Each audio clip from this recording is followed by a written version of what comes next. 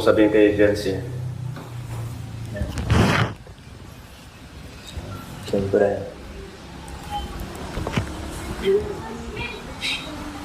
kung ano man, sorry ka sa lahat ng mga nagawa ko.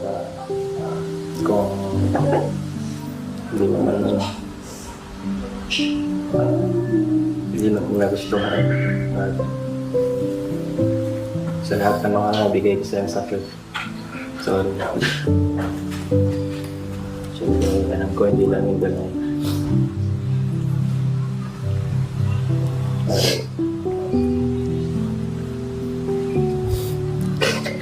Lahat yung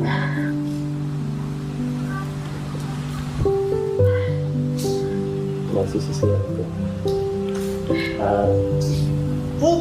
Nagalit ka sa akin, naiintindihan ko. Nagtampo ka. Okay naman na tayo ay. Okay na ba tayo pa sa mga mga nakapaligid na lang nila nagpapalit sa atin.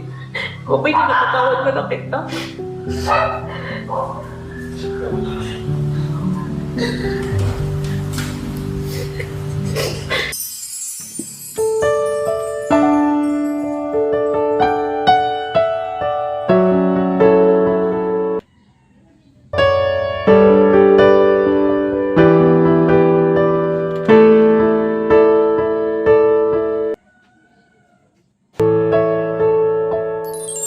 Nasaan ang pangako mo? Tayo lang hanggang last. Bakit parang nagbago na ang dating suyuan? Aray ko, sabi ko na nga ba, no? So, ano nangyari? Love team na nauwi sa totohanan, nag-iiyakan, nagkatampuhan, hiwalayan, ano pa ba ang ating masasabi dito mga kabalbas, no? So ito po yung gagawa natin ngayon ng reaction. Masakit na hindi natin maintindihan, maraming nag-iiyakan dito dahil sa nangyari, no? So ito na ba yung huli mga balbas natin? So ito po ay formal ng pinuntahan talaga ni Kalingap Rab ito, no? So bago ang lahat, like, share lang po muna tayo at ipindot yung mga notification bell button dyan para at least kahit papano ay updated kayo sa ating mga video uploads. Ito po, no? So umpisa natin dito dahil nga si Kalingap Rab ay alam na talaga niya lahat na magulo na, no? May mga umiwalay, may mga umalas na sa Kalingap, no? May mga itinaya ng channel nila para lang dito, at dito natin naiintindihan lahat mga balbas kung bakit, no? Kung bakit itong mga ito, no? Itong dalawa na sinasabi ko ay umalas at umiwalay dito sa Kalingap, mga balbas natin. So although na hindi pa naman sila talaga kumpirmado na inalis ng Kalingap ni Kuya Bal, Kalingap Rab, pero nagdesisyon talaga sila na magsarili na lamang dahil ito sa nangyari. So ano ba ang nangyari? Bakit nga ba si Boy ay nagsorry? Bakit nga ba hindi ba sa inyo klaro na sinasabi dito na kung meron na ako nagawa or sorry sa mga nagawa, sa iba yung term na sinasabi ng word, kung word sa word natin pag-uusapan or hihimayin ay talagang merong nangyari or meron talagang, kasi inamin mga balbas, no? So correct me if I'm wrong, opinion ko lang naman ito, ginawa niya sorry sa nagawa ko. Kung ang sinabi niya ay sorry sa nagtampo ka sa akin, o sorry sa mga dahil nasaktan kita, at sorry kung ito yung kung yung nakarating sa kanya, no, yung pagkakaintindi ni girl, no, dito sa sitwasyon ito mga balbas, no? So malinaw naman talaga na meron talaga, kaya naman pala, no, itong dalawa or si Dr. Love at si Regine ay hindi natin masisi talaga na ganun na mangyayari mga balbas, no? So sa atin lang dito ay bias tayo, no? Wala tayong umaga, di ba? Fair tayo dito mga balbas. Siyempre, di ba, mahirap sa ganitong sitwasyon dahil nagkaiyakan na, no? So ano ba? Sinyalis ba ito sa hindi na talaga sila muli pang mag-tandem or muli pang magsama bilang isang love team mga balbas natin? So yun po yung ating gagawa ng reaction. Pero sa ngayon kasi mga balbas, sa nakikita natin, sa pansin ko lang, medyo talaga nasaktan din si Boy or medyo tulad ng sinasabi ni Kalinga Pramabalbas ay mayroong hindi pagkakaintindihan dito eh. Misunderstanding na sinasabi no. So noon pa man sana pa noon pa lang ay nagawa na ito at nagawa na ng paraan para hindi na magkagulo no. Dumantong pa sa sabi nila na may mga nagkasuhan na ay umakyat na sa cyber no, mga balbas na. So yun po yung sana kung naagapan lamang ito. Ito yung sinasabi ko sa mga nakaraan, kung inyong pansinin sa mga nakarang vlog ko, ay dapat nagsalita na dito at inayos na ito ni Kuya Rab or Kalinga Prab, Kuya Val para dito. So dun lang nangyari dahil pinabayaan ng konti. Hindi man napabayaan no. So ito naman ay naayos na rin naman mga balbas na. So wala nang pwedeng nating gawa natin ng ano pang istorya, kwento ng buhay kasi nga nandito na no yung sagot at yung katotohanan na sinasabi. Marami nag-reaction na ito mamaya kasi alam naman pala nila na mayroon palang mangyayaring ganito no. So katotohanan na sinasabi nila yung pag-amin ni Boy na mayroon talaga siyang ginawa no, mayroon siyang ginawang kasalanan or mayroon siyang ginawang kahit nasasabi natin na konti kasalanan man yan, yung hindi lang or pupunta sa liblib na lugar yung 2 beses no na sinasabi doon sa madilim na lugar o liblib ba madilim kasi gabi na siguro yan o mga ganyan, ay yun din ang talagang nagpapatunay doon na naglabag or meron talagang may mali no doon sa at inamin naman ito ni Boy. Yun ang maganda no. Maganda doon dahil umamin siya no na mali siya no. So yung dapan pala no bakit tinatagalan pa mga balbas no. So bakit ninantay pa si Kalinga Prab no? Siguro baka naghahiyaan or nahiya na ito. Naunahan ng hiya itong si Boy no mga balbas. Ito si Kalinga Edo. So doon po ay ating himay-himayin no. Naging maayos ba yung pag-usap nila? Kung ang mangyayari dito kung meron pang kumbaga 'di ba kasi yung gas no pag halimbawa nasindihan ito ay magkakaroon na naman ng panibago at kasi naayos na to no, ni Kalinga Prab no 'di ba pakinggan natin ang sinasabi ni Kalinga Prab at dito no. So before pa kay Kalinga Prab ay nagsalita ito at mangiyak-iyak na sinabi dito no, merong pakiusap dito kasi si Biancy mga balbas na sana no merong term na awa no? Merong term doon na sinasabi dito na yun yung pagkakaintindi girl no mga balbas na talagang umiyak siya dito ng todo. Ito ang parang doon dito talaga siya nasaktan mga balbas na sinasabi dito ni kasi walang formal na pag-uusap nila no, nag-open nalaman nila kasi okay naman daw sila nung mga nakaraan pa no. Yan ang sinasabi ni Biancy, di ba? Okay naman tayo nung nakaraan na past pero nung nalaman ko na ito po ang nangyari, no? Ito po ang dahilan kung bakit ano ba ang malalim na dahilan.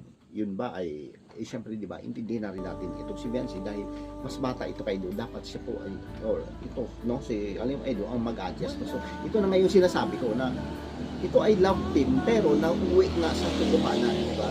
Matagal na ito nung siguro umpisa pa o mid doon sa story o mid sa sabi natin love team nila o anong ilang part na yun no mga balbas baka doon sa kalagitnaan ay nagka-developan na sila no. So yun po yung aasahan talaga ng mga viewers ito no mga balbas na magkakaroon ng at baka magkatuluyan pa no. So ni-expect nila pero dito nga ay para bang may mali no doon sa pakiramdam ni girl na ibabash siya at bakit kasi nga nagiging valid naman din ang sinasabi niya dito na nung umiwas nga siya ay inamin naman niya talaga na siguro in-expect kasi ng mga viewers no mga supporters nito na sila talaga pero nung umiwas siya no at hindi na itinutuloy or ipinahinto na niya or ayaw na niya ng love team ay dito po nagkaroon ng at dito nag-umpisa mga balbas natin. So doon ay nagsalita si Boy na ito nga raw ay di ba parang awa ang naramdaman dito dahil itong si Kalinga Edo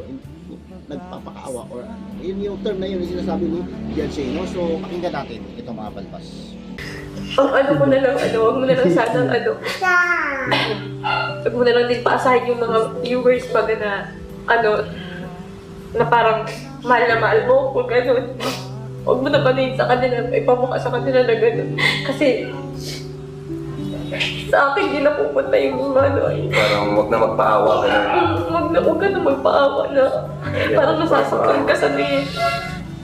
Gagawin ko ba naman natin kung saan walang dahilan. Kasi yun ba kayo sabi mo rin Baka kasi ibig sabihin, baka gusto ka rin na talaga.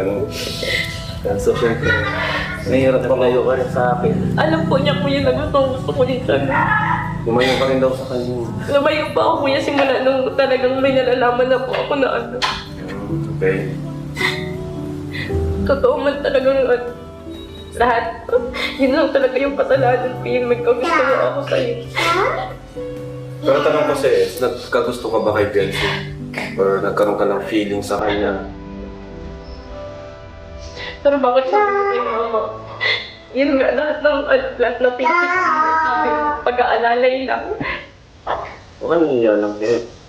Nung una yun, sabi ko pa rin yun, siyempre, alam mo Mahal na. talaga ako kaya ng sabihin. Hindi kasi nung una, siyempre, ang love team, supporta. Siyempre, baka nabibago yung Kaibigan lang daw po talaga yung niya sa akin. Tsaka, ang dami ko din namabalitaan sa'yo na ano. Hindi mo naman may iwasan, siyempre, kung ikaw ay parang hindi ko rin masyadong makansong kung ano kung ba talaga. Siyempre, nagkakaintindihan. Tatawagin mo lang ako pag kailangan. Ayun. Kaya, konting kampo lang ito. May konting kampo rin, parang gano'n. Kung Ikaw saan na lang tayo sa vlog, sa Facebook, sa minsan. Ano ako. Naging gano'n lang naman tayo simula nung kami. Saka, Pagkalit ko tapos yung ano, Kaya kung yun na ang ano. nasubukan ko pa rin dito sa akin. Kaya sa kaibigan na lang. Okay. Para ayaw kang masira sa akin. Ayaw kang masira pag kaibigan natin kahit paano. Dahil at ang lang sa atin. Kahit na may dahil sa akin.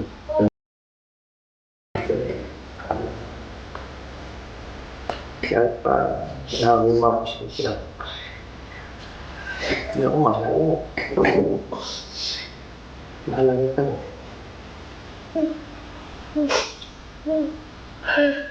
So parang nagkaroon ng, ng misunderstanding talaga, syempre.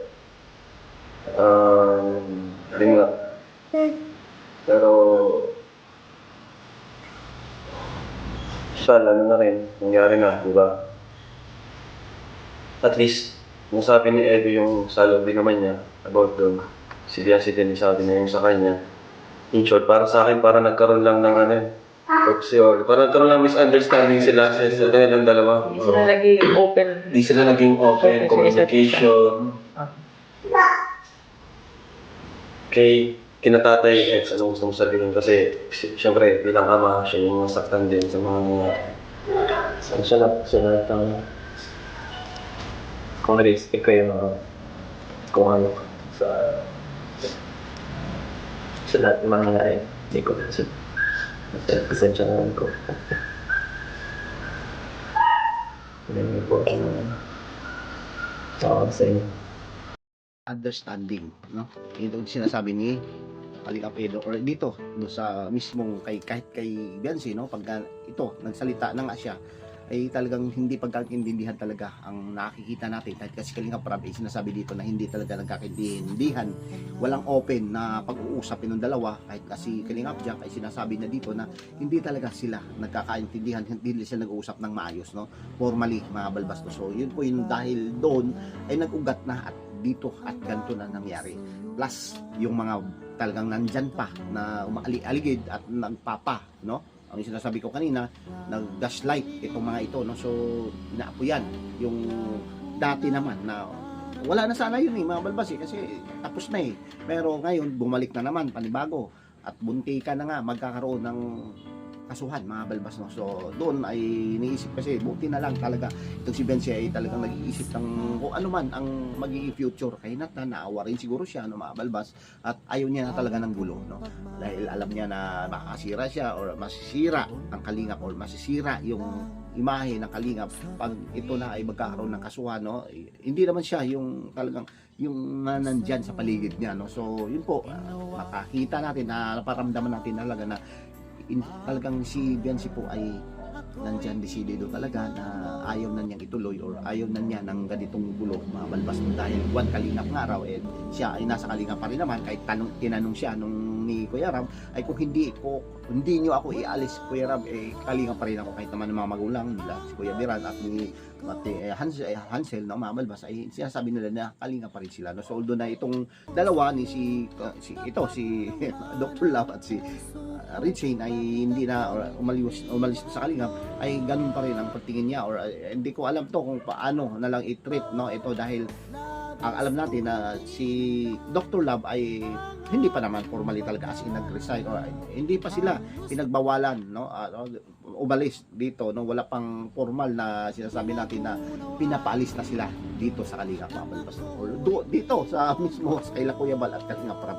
So yun lang naman no sa atin lang naman ay sana naging maayos na ito at naayos na no so formal na at katulungan na ito at sana wala na pang siyempre di ba yung mga reactor na ito ay siguro kayo na lang dyan pero wag na sana magitin ang pangalang love team na ito at sana at para magiging maayos na mabalbas natin no so medyo masakit lang po yung ending nito no parang hindi talaga at kakaiba itong serye na ito dahil nagtapos sa hiwalayan at nagtapos sa iyakan, nagtapos sa tampuhan at nagtapos sa kung ano man na naramdaman nila pero at least kahit paano dahil dun sa nag-shake hands na nga sila no balance natin ay sana naging tulad ng sinabi ni Kalinga Prab ay si Biancy pa naman ay beneficiary pa rin niya so mabablog pa rin niya ito pero hindi natin pwede asahan na magkaroon at magkabalikan pa ilang percent ba kung halimbawa sasabihin ni Kalinga Prab na ito na at maayos na nga at pwede nang ibalik ang EDC or itong tambalan nito. Hindi natin alam, no?